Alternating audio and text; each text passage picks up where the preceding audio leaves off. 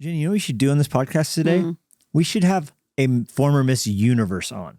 That's what we should do. Okay, let's do it. Okay, that's what we're going to do. Fine. Her name is Demi-Leigh Tebow, everybody. Oh, Demi-Leigh Tebow. What a wild deal to have a panel, a jury, an adjudicating process declare you Miss Universe. I mean, there's nothing more. I mean, there's Miss America, there's Miss Illinois, but Miss Universe, that's like the top of the... We go from state pageants, maybe county pageants, to a country pageant, and then we just skip the world and we just go to the universe. Oh, right, because there's no Miss World. There's no Miss Earth. Milky Way galaxy. You know, we just go to universe. And there's nothing beyond that. That's like the highest you can get, right? So awkward if they discover life in some other galaxy when we have had the audacity and the gall to proclaim a Miss Universe. Wow. Some aliens all, like some alien with a crown, like sad. Like they showed up with a sash and they're, we're not even included. God. Well, we do have Miss Universe, a former Miss Universe, on today.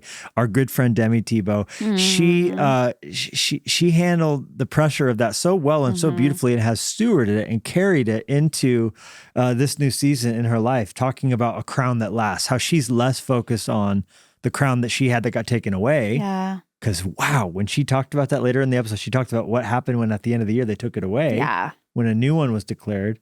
And how that really God used that to help her open her eyes to see imperishable crown.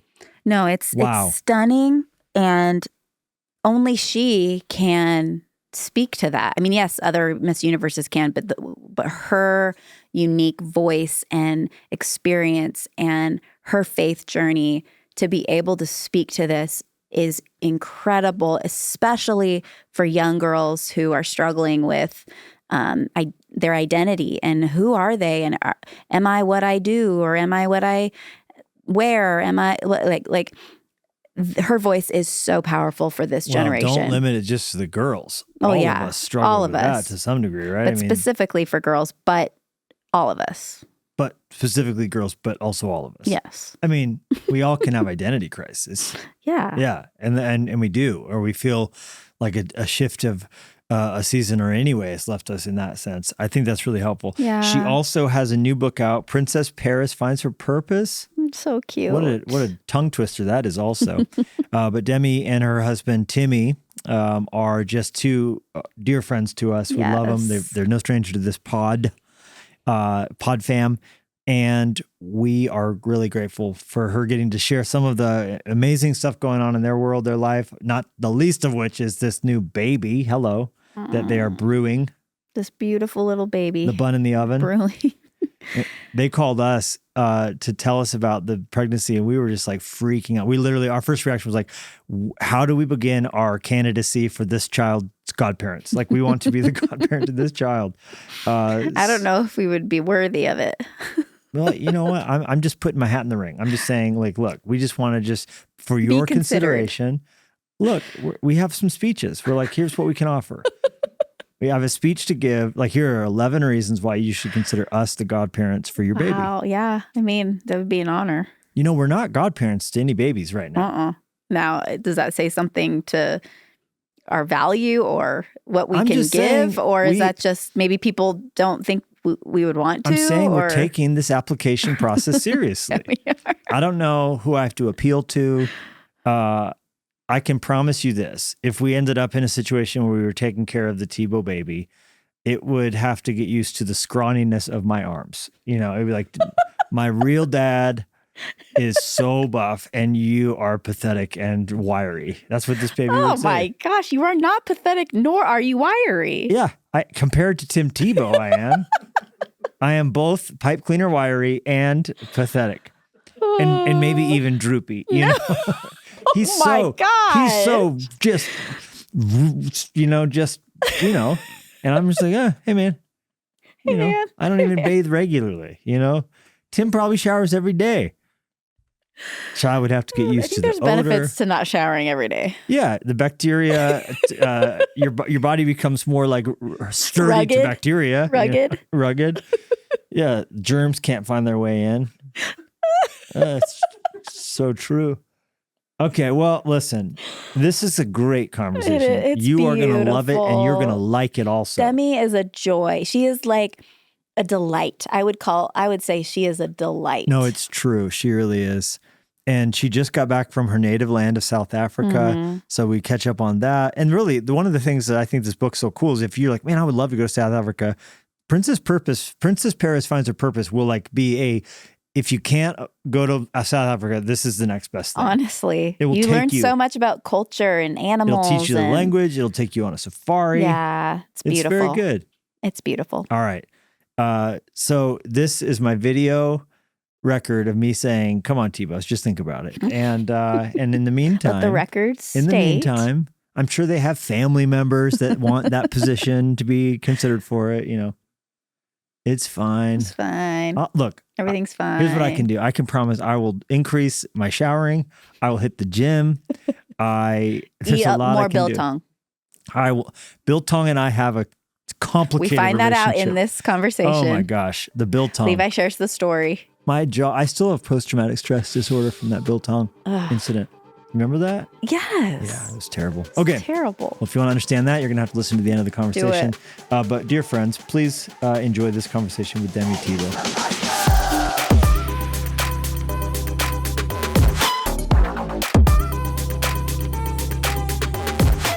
So Demi, welcome back to the podcast. We're so glad you're here.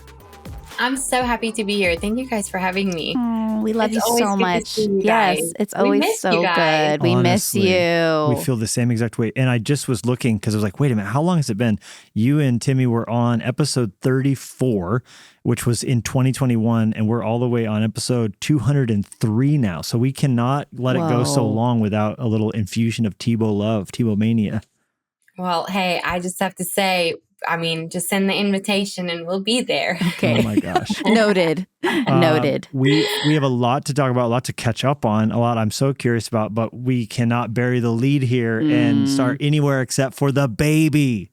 Oh, baby Tebow. Know. We're so excited. We are so just over the moon and so excited. And got to get all the parenting advice from you guys. So we'll start there. How about that? We'll give all the help. We'll send all the counseling gift certificates we can to BetterHelp or whatever. But when you guys FaceTimed us to show us the ultrasound, we just were like, we were not speechless. We were so happy. First of all, we felt like this child immediately does not have any clue how much of the lottery he has or she has won, in the sense of like your better parents there are not. You guys are going to just do so well and have so much fun, and it's exciting. So congratulations. That's so sweet of you guys. Thank you. Levi, I have to tell you, we're so grateful for the community I think that we've both built, moving from South Africa and kind of settling in the US and in Florida, and just really reestablishing all of my own community that's something that really takes time, but and of course Tim has had a great support system and family and friends here, but I think it was really important for both of us that we also created our community, not just Tim's community that I kind of inherited, which I am so grateful for, but just building friendships like with you guys. We're so grateful for that, and to be able to just seek wisdom in this new journey that we're embarking on is something that's so important to both of us, because I think people ask you like, are you ready? And I think the answer is no. I don't know if you'll ever be fully ready. I don't even know that you know what you're not ready for. Exactly. If that makes probably sense. So I think we know that we know that we don't know anything, and I think we've kind of settled on we're ready to be adjustable and to make changes and to adjust and to learn along the way. So we're so excited and so grateful. But I have a question for you guys. So obviously we have been getting like a lot of tips and parenting advice, and oh my word, if I hear this phrase one more time, just you wait and see. Like but how do you determine if it's actually good advice you're getting? Like, how do you know that? Well, one thing is to look at the end product. You know what I mean? Like you have to ask yourself, because if I listen to you, I'm going to end up like you, right? So that's why the Bible says, follow those whose faith you've seen has led to them inheriting the promises. So good. So I'm not just going to follow anybody. Paul said, follow me. And I look at Paul's life, I'm like, yep, I'm going to follow you, right? So when you have to always consider the source. You shouldn't take, skin care routine advice from me. My face looks like the surface of the moon, but I'll take it from you. I'll take it from Jennie. You have great skin. Well, that's kind of you, but you've been taking care of your skin since 30. I'm trying, but I don't know anything. I don't know about probiotics. I don't know all this stuff. Whereas Demi knows. She's a genius. Isn't that gut health? You just threw that in there. I love it. Gut health. See, exactly. Yeah, probiotics for the face. It's for the gut health. She's being Miss Universe is being very sweet to be condescending to me. No. But so you look at someone in their dynamics with their kids in their life, and you go, okay, if I take this advice, so I guess that's kind of a cheat answer to say. Some people are going to give advice and you look at their relationship with their kids or in what they're doing and you're like, I don't know if I necessarily want to pattern myself after you. Right. Yeah. Well, that's really good advice, I think, Levi. So I think you guys just moved way off that list.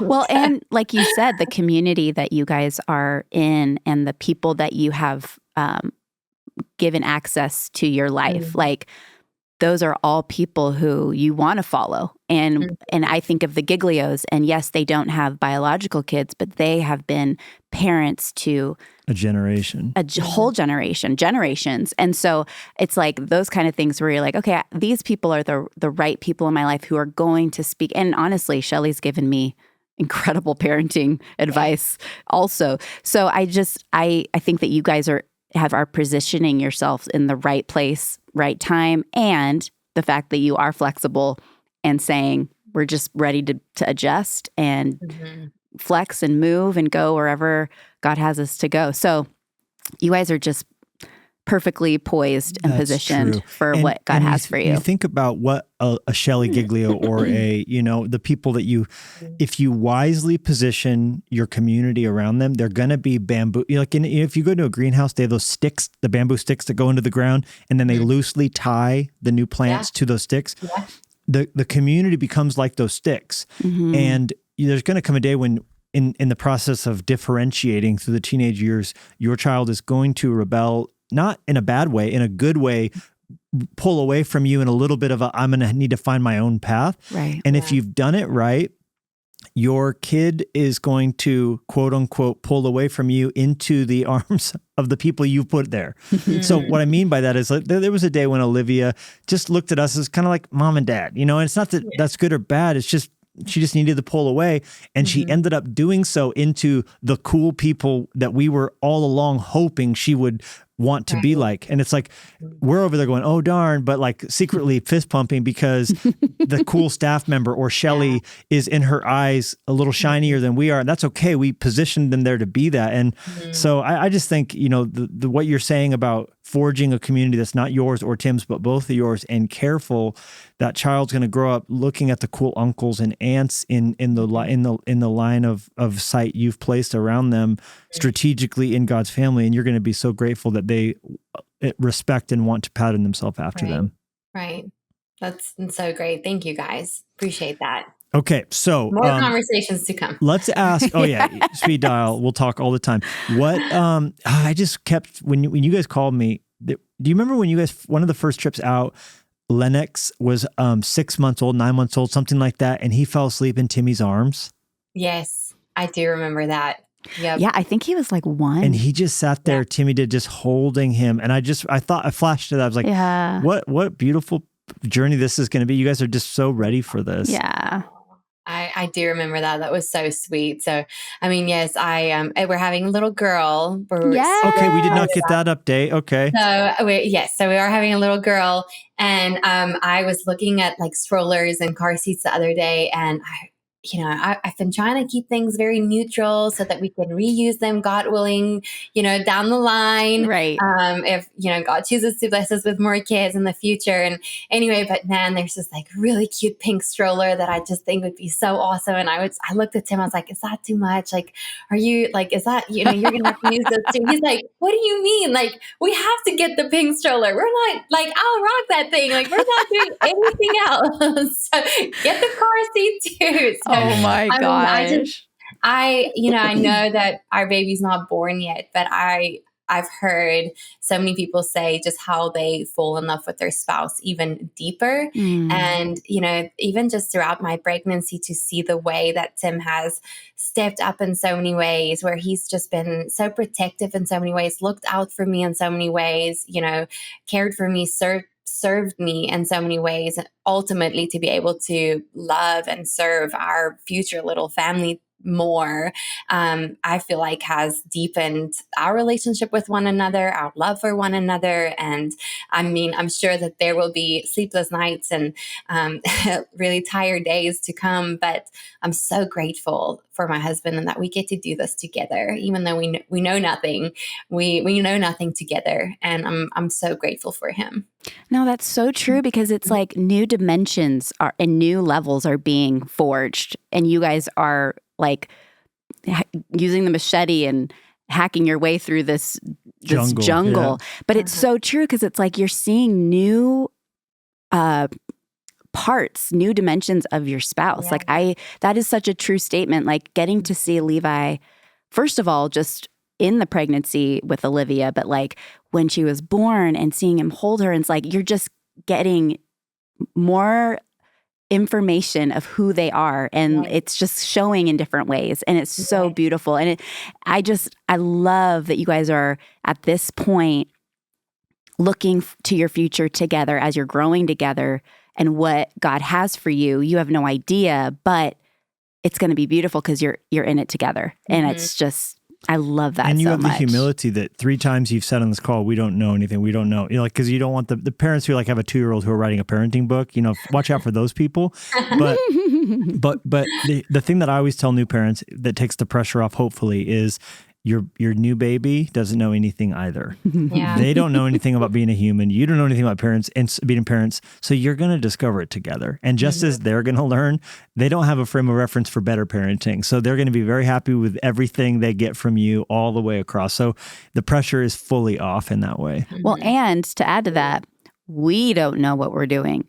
So like, yes, we have a 19-year-old who's going to be 20 this year, which I just realized that the other day. We have our youngest is 7, but we've never been in this place where we're at either. So to have that humility and to have that heart where you're just like, we don't know, but I'm leaning into the one who does, and I'm leaning into the one who's going to instruct me and lead me in the way I should go. That's what it's all about. I was going to ask, how did you tell Timmy when you found out?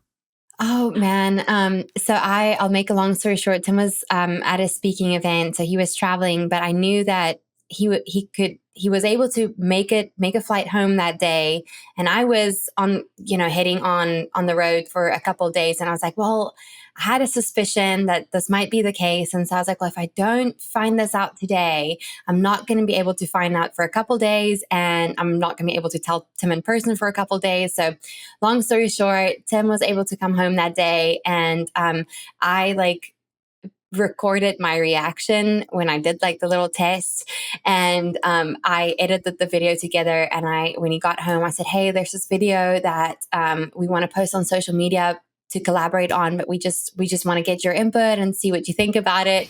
And so he's like, yeah, sure. But he actually had such a busy day. It's a story we'll have to tell you together, but I had him watch the video of my reaction. Obviously I didn't post that on social media at that point. It was just I want to see it though someday. Yes. So, but that's how I told him. And it was so sweet. It was just really sweet reaction. We were both so excited and just so grateful. So was he shocked, or did he have suspicions? No, I think it totally caught him off guard. It's not that we weren't planning for it, but I think we just didn't realize. It just all happened pretty fast. So we're super, super blessed and very grateful. So totally. Yes, I totally caught him off guard. So. I love it. Oh, I love it. You got him. Also, I'm not on social media much these days, but when I was on recently and I saw how you guys found out that it was a girl, was the most beautiful, creative. I mean, I'm not even on Pinterest, so I don't know all the things that are the creative ways to do things. And Pinterest, I was the worst. It's TikTok. I think TikTok's how the kids find these things. Pinterest was a few years. A long time ago. I don't my nose. It's still running. But even like how I told Levi, I just called him on the phone. I didn't know. On my flip phone, which I answered in the car driving. But like, and we didn't do something to show the reveal of the gender. What could you have done? It was before Facebook. There was nothing. But even with Lennox, I guess there was MySpace. We could have done that. We could have totally ripped a sweet one on MySpace. Oh my gosh. No, but we didn't ever do a gender reveal thing until Lennox, which was 7 years ago. We had boxes full of balloons that were blue. But it was so beautiful, you guys. What was the gender reveal? It was like they painted blindfold the paint of the color. Got a canvas. Yes, so I was like, we could do the smoke, we could do the balloons thing, but we could maybe like have a friend put a pink or blue bear, like stuffy toy in a bag or in a gift bag, but I really wanted to do something that would be meaningful and that we could keep and maybe use in some way. And so what was we it did that black and white video right there? Yes. Yeah. So it started black and white. It started black and white. That's amazing. Okay, sorry, go ahead. We like blindfolded, and then we had a blank canvas. I had one of my friends get the results. I gave her the login details, and I gave her like color schemes of if it was blue, I like neutrals. So I gave her like neutral blue tones and then neutral pink tones, and she got the colors. And so anyway, we like blindfolded and started painting this canvas. It was a mess.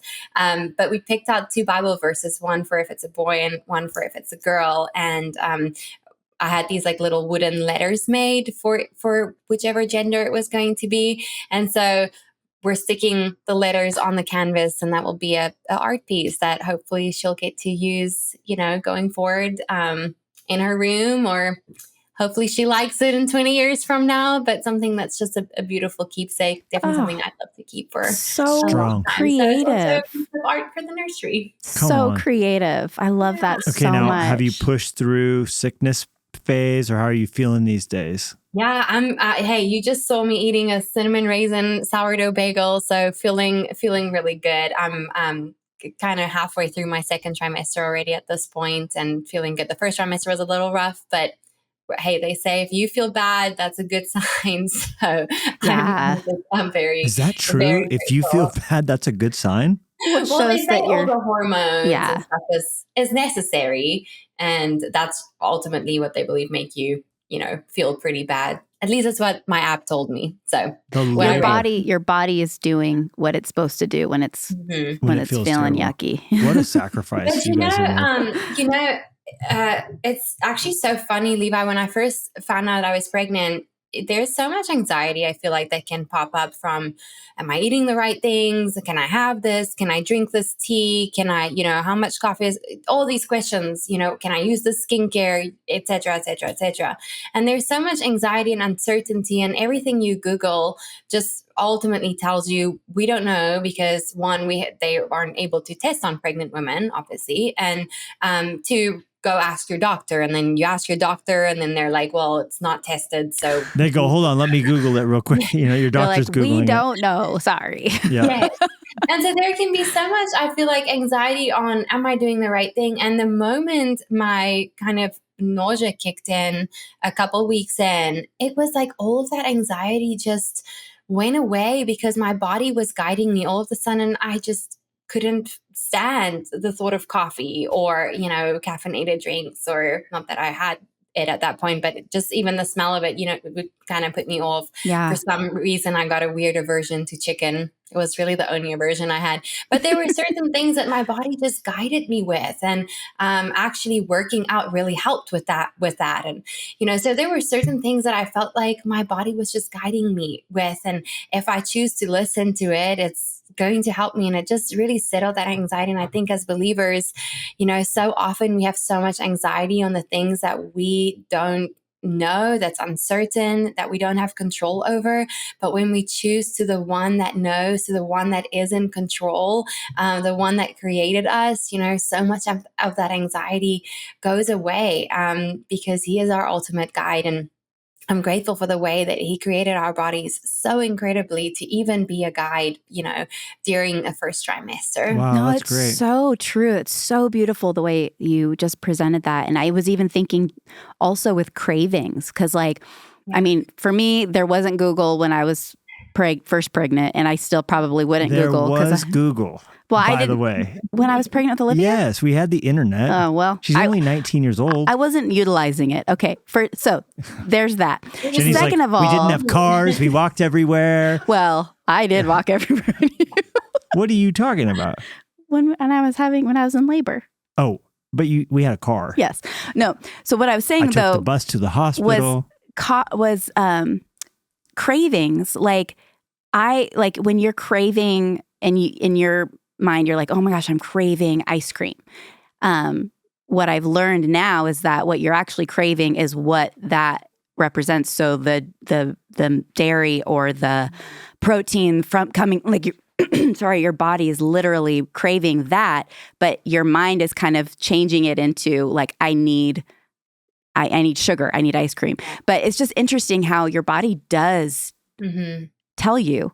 And even in the birthing process and all the things, it's like, we really don't know what is going to happen, whether we're going to need a C-section or whether we're going to whatever ends up happening. But it's like our bodies tell us what is needed. And it's just such a beautiful way. Yeah. Salt. Yeah, exactly. It's so interesting how God made us. What did you do through the birthing process?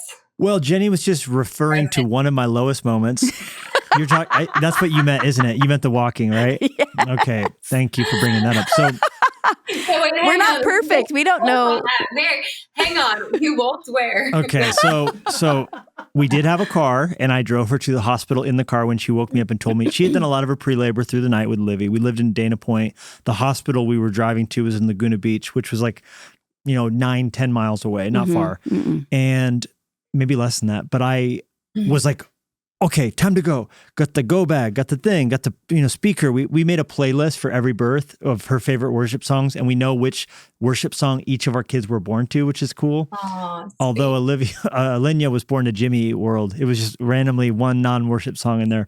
But it was May Angels Lead You In. Angels Lead You and In. That was just precious. Touching, yeah. So that's kind of fun to take note of what the first worship song they ever heard was, which is kind of cool.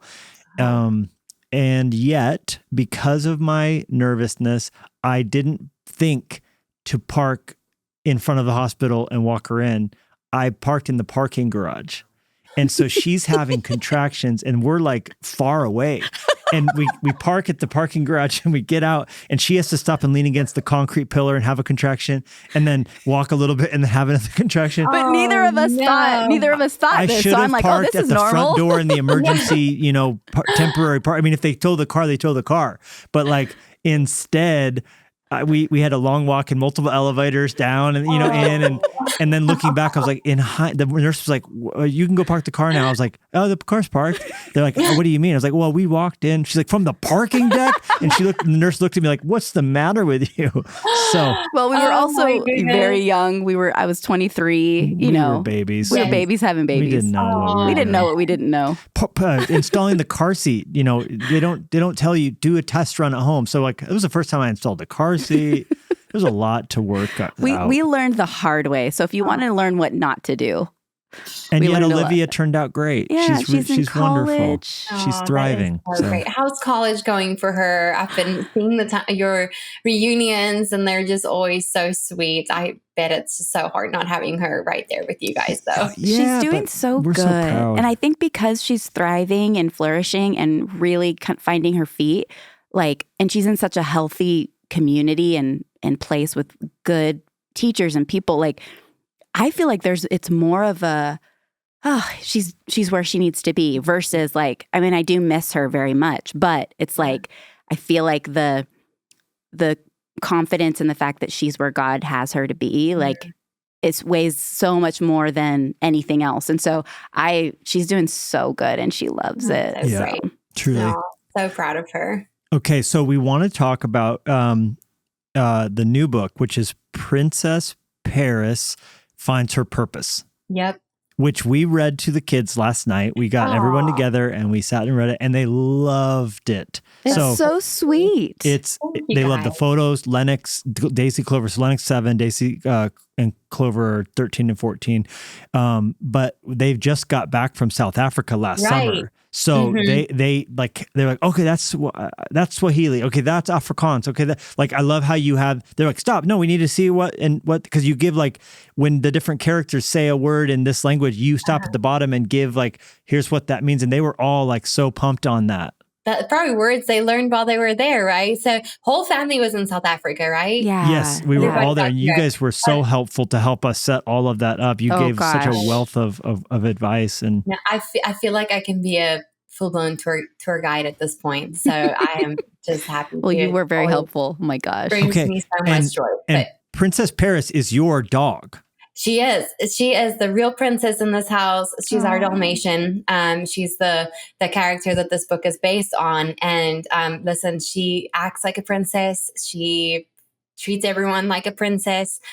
She really just kind of runs the show. We have 2 other dogs, Chunk and Kobe, her big brothers, and they also kind of make a debut in this book. Yeah, they're the courtiers of the like palace security guards. Pretty much, exactly. Yes. So like the bodyguards, the security. Yes. So Paris goes on this adventure to South Africa, like the one you guys were on. And she's a princess and she's a representative of the king.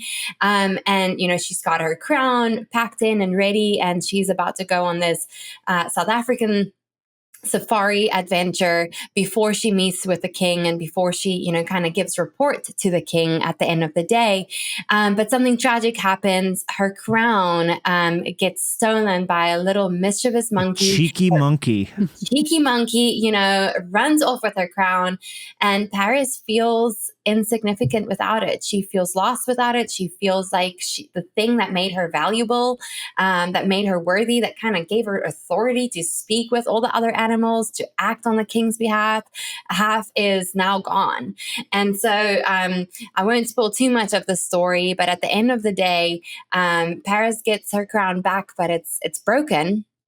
And at the end of the day, she meets up with the king and to give report to him. And she is just so nervous because she thinks that she's going to be in trouble, that he's going to look at her differently because of her missing/broken crown, right? And the king doesn't focus on the crown one bit. He doesn't focus on the glitzy pieces that's missing or that's broken, but rather he focuses on the way that she served the other animals by loving them respectfully, by being kind towards them, by giving a helping hand. And, and at the end of the day, he actually puts her in charge of something way more valuable, and he makes her the head of the Kingdom Kindness crew. So I'm very excited to get that on. Which she wears her dope trucker hat. Yes. So she swaps out her crown for a bowl cap, and she's ready to get to work. But ultimately, what this book is talking about, I wrote a book called A Crown That Lost, You Are Not Your Label. Yeah. Which we have right here, by the way, as you go frolicking through your field. Through the field, so yes. That's not a Montana field, though. But I mean, where is this photo taken? It feels ranchy. It was like on the outskirts of Nashville area, so by a lake somewhere. Okay. Yeah. Photographer, I thought, did a great job. So painting that whole picture. But when I wrote that book all on identity, the real thing that gives us worth and value, I was trying to, and purpose, and just how we find our life's calling and purpose. I was trying to have a conversation with one of our nieces and our goddaughter one day. And I realized wow, this is a big concept to explain to a little heart. Right. And I mean, we're not parents yet, but I'm sure that you guys could probably relate to this. And you guys do such an amazing job of this always. But I was trying to relate that message to a 4, 6, 8-year-old. And that was a hard thing to do. And that's really where Princess Paris was born. To be able to show God's love to little hearts in a fun, adventurous way. And so that's really the goal and the purpose behind Princess Paris Finds Her Purpose. I hope that this book encourages conversations between aunts and nieces and moms and daughters and parents and their kids on, from a young age, how to start looking towards finding the purpose for which God created you for. I think that's something that I personally struggled for a long time in my life, because I think for a big part, so much of pride would step in, and I would feel like my purpose would have to be something so extreme or far-fetched or out of this world in order for it to be valuable. And I look back now and I realize just how wrong I was that whole time, because I think that God blesses us with unique talents and skills and life experiences, and we get to use those right here where we are planted to live out the purpose that He's given us. It's so good. And it's so needed to at young age, for little girls especially, for them to grasp, or at least be taught and shown what that is, for them to have their identity in the love of their Father. And I think that, and I love that you took what was in your book that came out last year, and you're making it easy, little bite-sized pieces for a young generation. It's so good. And I think it seems so simple too, because it's like, oh yeah, God loves me and He has a plan for me and He has a purpose for me. But we can't tell little girls that enough, of their worth and their value in the Lord. And so it's... And taking more pride in what you can do, serving God and loving people, than any crown this world can give you. And obviously you've lived that out, having had on your head the crown of Miss Universe, but then also the next year going, hey, there's a new one. That crown, I have the title for life perhaps, but I don't have the office. I'm not in the role. There's a new, and so the temptation from a worldly perspective is to go, well, I'm yesterday's news then. What can I do now to get another crown? As opposed to going, no, my Father loves me. He's got a role for me. I'm on the Kingdom Kindness crew, and I'm going to be like Princess Paris. And what an actionable... I hope you're making those hats for real, by the way. You'll be the first to get one. Well, I will. Daisy and Clover will be pumped to rock it for and sure. Lennox will probably steal it. Lennox will steal it. I'll probably be on the Kingdom Kindness crew as well. Can I wear it backwards? Would that be okay?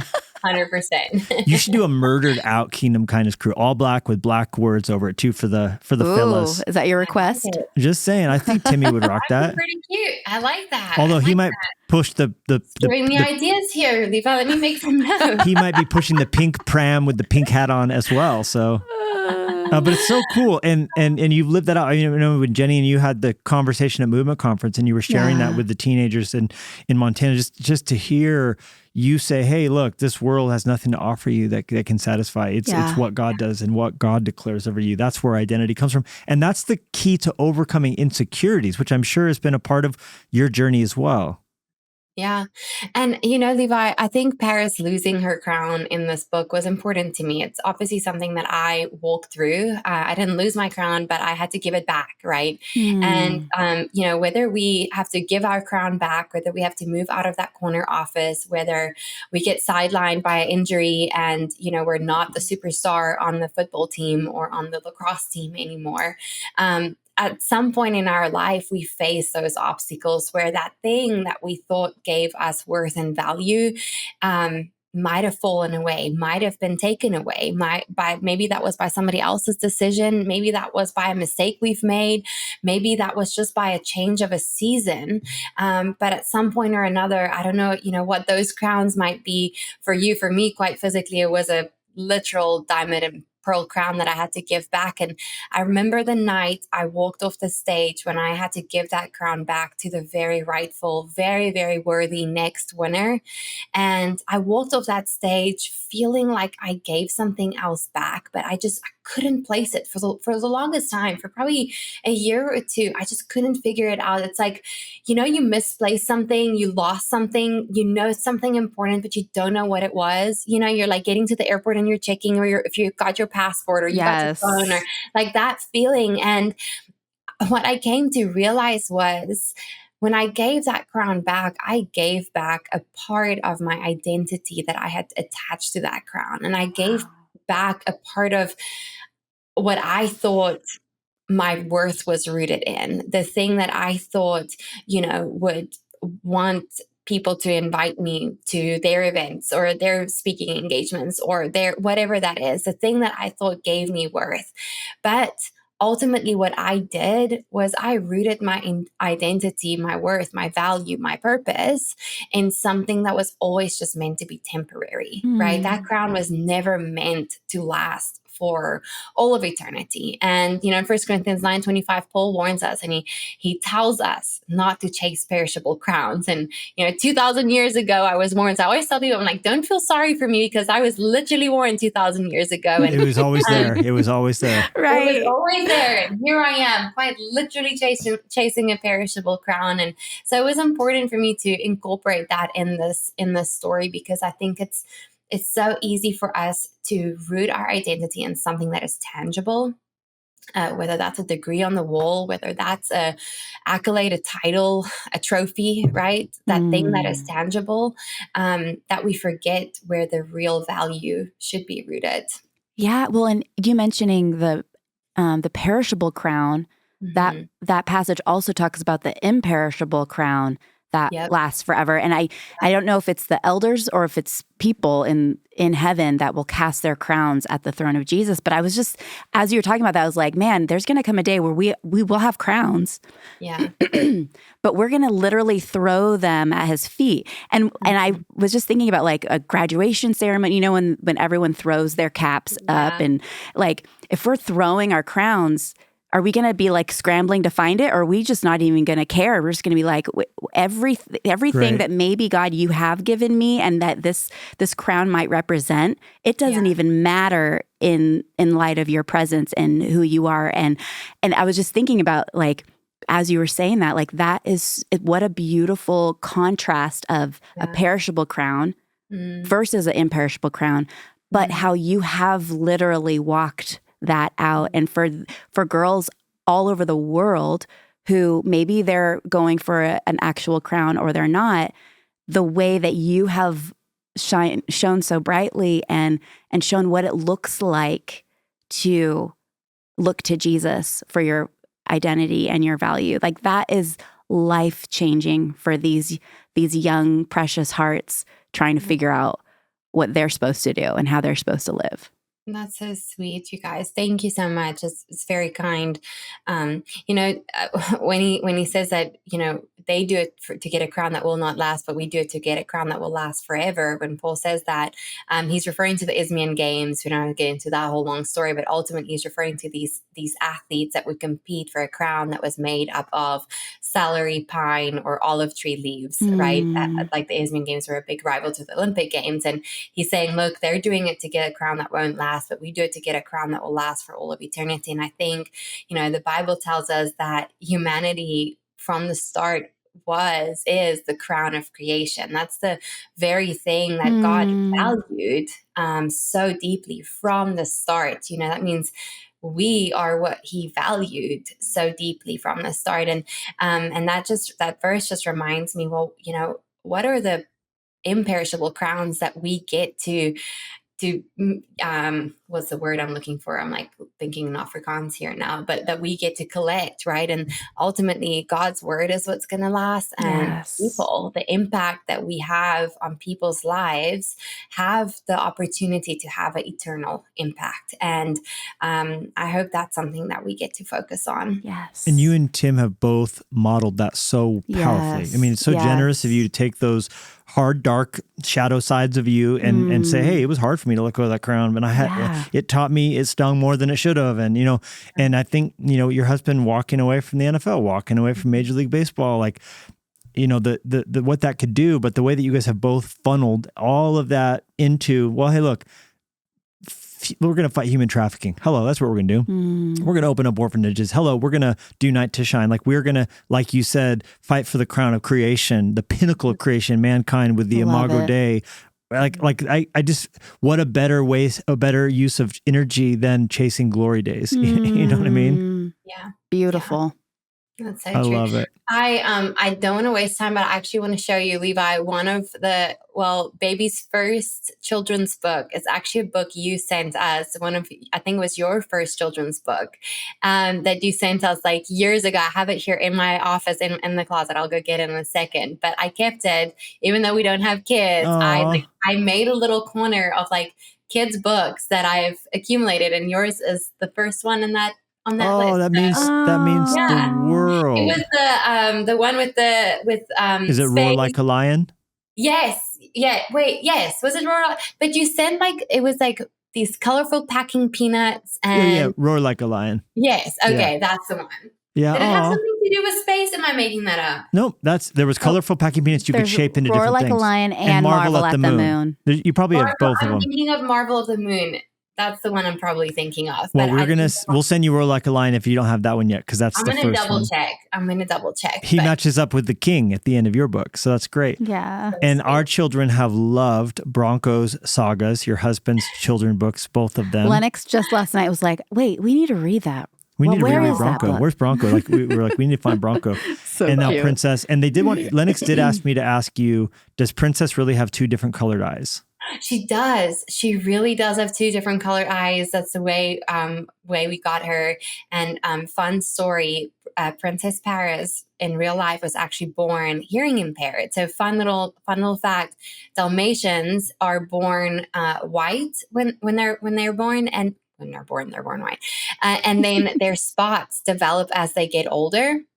And so when we got Paris, she was like way lighter in color and her spots kind of developed as she got older. But there's a correlation between the melanin in their skin and their hearing in Dalmatians. So when we first got her, she was completely deaf, like couldn't hear a thing, like nothing. Wow. And as her spots developed, her hearing developed, her ears ended up getting like darker. And so I don't know, there's like a talking point somewhere there. Oh, yeah.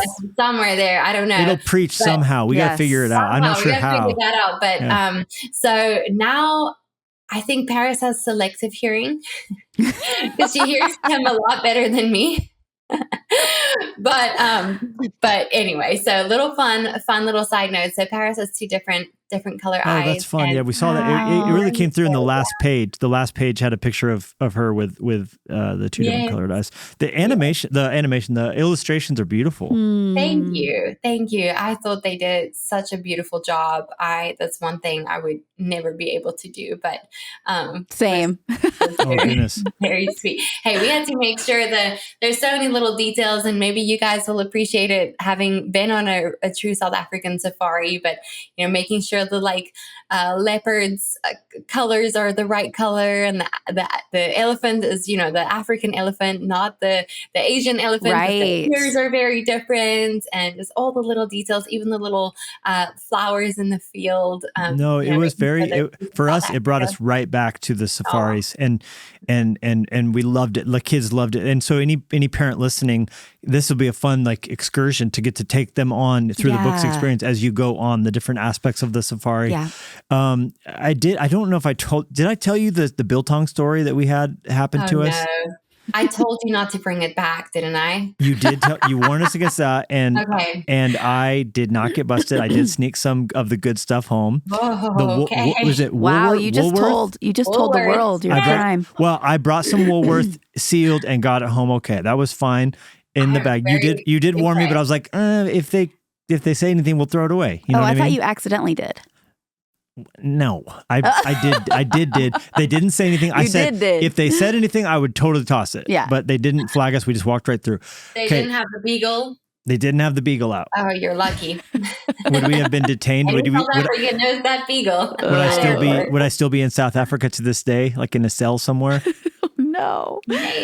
Okay, so here's the bad experience. Okay, so we're heading back from the Pilanesberg to Joburg, and I was like, I want some biltong. So we pulled over at a gas station, which the gas stations have full espresso bar with a playground. Yes, we're coffee snobs in South Africa. Yeah. The gas station coffee in America is a synonym for dying, whereas in South Africa it was full on get a latte, full espresso. Oh yeah. Yeah, you have a Woolies cafe, you've got croissants, you've got fresh salads, you've got way better. I was trying to stick to the carnivore diet, and so I was like, I'm just going to grab a bunch of biltong from this gas station, and so so what? I don't know, 2-3 hour drive. Yeah. I'm just eating biltong the whole way instead of a meal. I'm just powering biltong. Well, it's very hard, cheap biltong from a gas station. And my jaw, I'm noticing my jaw's not after a couple hours of eating biltong, my jaw is really uncomfortable. Okay. So I get to Joburg, wake up the next morning. I got to speak at this church 3 times. And I wake up to brush my teeth and I open my mouth and my jaw opens and locks and will not unlock. Oh my goodness, Levi. And I'm terrified. I'm trying to get Jennie's attention. I can't get my jaw to close. I'm blow drying my hair. She's blow drying her hair. So, and I didn't notice. I go, babe, I can't close my jaw. And so she finally gets over and like, I'm freaking, I finally get it to close. I'm like massaging it, but I have to speak 3 times today. Oh my goodness. So I take, a muscle relaxer and a bunch of ibuprofen and like basically got through the 3 speaking engagements. But I was like, I remember you had warned me, get the good biltong, not the cheap biltong. And I sure learned my lesson. I'm so sorry. So wait, sad. hang on. For everybody that doesn't know what biltong is, it's basically the South African version of beef jerky. But South Africans get very offended if you say that. So, because it's not, but it is, just for point of reference. Just don't say that. Tim explains it so well. He's like, it's like air dried, cut up filet, basically. So it's like no preservatives, no processed meat, no like weird things in it, just like a couple spices. Usually they preserve it you can't keep it for a long time. Usually the like fresh ones that aren't packaged, you have to eat within the week kind of thing. So it's just a really good source of protein snack. I actually think they like created it back in the day as for like war times, because hunting or safari or whatever. Yeah. So to like take with you on the road, and something that will last a good couple of days, and it's a great source of protein. So anyway, it's awesome. It's great. You get it in like the sausage form, just the filet kind of. These were like the hard sticks. So, they almost look like cigarettes. Yeah. Oh, it's like you had the chili bites, right? Like where they spice it. Yes. Yeah, so spicy. I liked it for how hard it was. It took a long time to get it down, but I learned. Have you ever heard of anybody like getting lockjaw from it? Because I Googled it or ChatGPT, and I found out like there's other people who have had this happen to them. No, I can imagine. I can totally. I mean, because biltong is so addictive. It's so good. It's like one of those things you start eating and you just like can't stop eating it. I don't know if it's like the saltiness or whatever. So, but I'm so sorry that was your experience, and I'm so okay you got through blessing that church with your presence. I'm gonna open your Bibles to the book of Philippians. I couldn't, I had to preach with it kind of open. I mean, it was. But thing. Honestly, I couldn't tell, and I knew. I could tell because a couple times if I opened it too wide, it would threaten to like seize up like that. Oh gosh! The muscles I think just were like spasming in my jaw. So I meant to tell you that when I got back, but the Woolworths was much better. We brought some of the softer, kinder, a kinder biltong. We have a great place not far from us. A South African guy that lives here, just about 40 minutes from us, that has like a little deli, and so we get our he comes to Jacksonville to buy groceries once a week, or like to come buy from the bigger stores, Costco, wherever. And so I'll like meet him in the Costco parking lot and just get like a bag of illicit biltong transfer in the Walmart parking lot. That's funny. That is amazing. Now I buy a couple of extra pounds so I can freeze it and not have to do it every week, because Tim loves it so much. He literally has it for breakfast, lunch, and dinner. I actually think one of the times we went to South Africa, because we tried to go and see my family every year, but one of the times we went, I think Tim just ate biltong, and obviously it's like beef, so it's high in calories, and but he can eat so much that at a couple of days eating, he's like, I think I'm picking up weight. What's happening? I'm like, you're only eating biltong. And salt, probably retaining water. Oh my gosh. Okay, so you guys just got back and you spoke at the Passion Conference in South Africa. There was 2 Passion conferences. Yeah. What was it? Pretoria and then Johannesburg? Pretoria and Cape Town. Cape Town. It was, Levi, that was one of the most just special experiences. Being back home is always special, but to be in an environment where literally the Church of South Africa is coming together and worshiping God, and it was so special. And Louis and Shelly and their whole team, the Passion Band, they just always do such an incredible job of welcoming people. And I think one thing that that Louis and Shelly and Brad and their whole team did that was so special and so unique was they really spent so much time investing and building relationships with the Church of South Africa as a whole prior to Passion, because Passion had been to South Africa a while back, but since COVID, it hasn't been there for a couple of years. And I think one of the things that was so special was it was like kind of like America and South Africa just coming together, just worshiping, praising God. And it wasn't like, hey, we're Passion and we're coming to South Africa. It's like, no, we're going to come together and do this together and just serve together. And it was so special. They're so good at that. Wow. So, and how was it? So did you speak like a message? Did they interview you? How did that? I didn't see how that worked. They somehow took a chance by giving me 10 minutes to talk. Love it. And it was really special. So I got to share a short message, and followed by Louis and then by Tim, which was really, really so special. It was so Tebow sandwich. Yeah, that was a Tebow sandwich. Pretty much. Yeah. Did you do it in Afrikaans? No, I did it in English, and I'm so thankful because Afrikaans is my first language, and so the language I grew up in, I studied in, I went to college in, all the things. But since being in the US and not having my family around me, I don't speak Afrikaans every day anymore. So it's been weird trying to come up with a talk in Afrikaans because I'm so used to speaking English. Wow. That I feel like it actually makes me more nervous now to speak in Afrikaans and English, which is crazy to think about. But I think I've reached the point where I've started dreaming in English. Oh, so wild. I'm like, now I just feel like I have 2 second languages. I don't know. 2 second languages. I relate to that. I feel like English is my second language and it's the only one I got. It's unfortunate. Are you going to teach the baby Afrikaans? I would really love for her to know, and because I think so much of language also speaks to culture and the way that you express yourself, and I think that's so special. You can like just say something, and I know I can just like say something in Afrikaans, like a phrase, and like my friend will just understand what I mean without having to put a sentence together. But I think something I'm wary of is it's obviously not a language that Tim speaks, although he's pretty good at following along and deciphering because we mix our language with English a good bit, so he can kind of track where this conversation is going.